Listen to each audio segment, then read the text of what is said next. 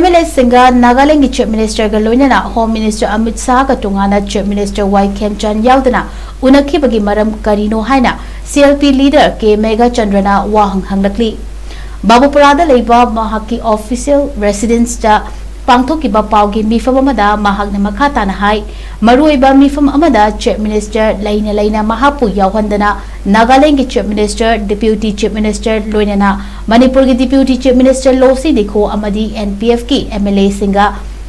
Home Minister ga Unakhiba asi kari maram gino haibisi achoba political gi oiba question amani thong asina Deputy Chief Minister Losi Dikho amadi Naga MLA Singna Chief Minister da thazaba leitabra haiba wahang ama lakli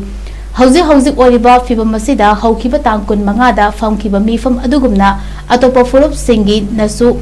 tokhaina famlaklabadi kari oigani lakliba political gi oiba achoba question sing asigi matangda paliba leingakna miyamda transparent oina pumnamak adu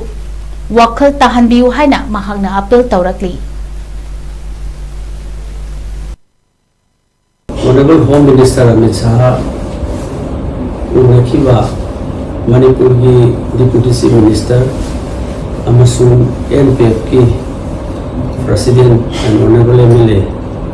awang Mai amasung Manipur ki Minister Mla Singga Nagaland ki Chief Minister Nifyor Rango amadi Deputy Chief Minister Nagaland sina mayam se punna Honorable Home Minister UNAKHIBA se masida achoba serious soiba question nama lakwa Manipuri context da maramdi Manipur ki Chief Minister Laina kari maram ki damakta Nagaland ki Chief Minister ka punna tahu UNAKHIBA no haibasi political gi achoba question nama lai masina maram werkanda Manipur ki Lairiba, the ideas of Manipur, the political systems of Manipur. Siri pura maksudnya sida, asal gua question kaya lai. Masina Lairiba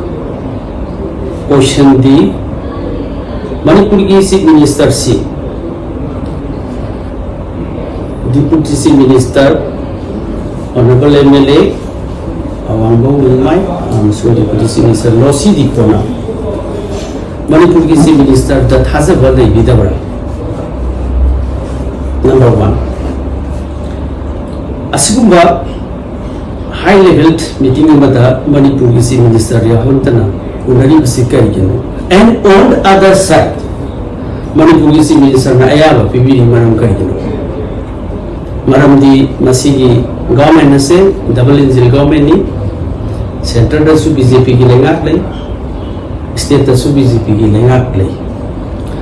Maramadu masi asabu political question oi Manipur ki lai go hosiki present situation of the lai go sarang na ba violence community kudi ki lai go tensions asigi lai go me ham sigi marata asabu koi ki question si lai. At the same time masigi similar meeting se masi atopa community na amu Manipur ki Chief Minister Laina Deputy Chief Minister of Kukizo then adagi Nagaland ki Chief Minister yauna atopa amu Amit Shah di Prime Minister unara agadi adu makramai to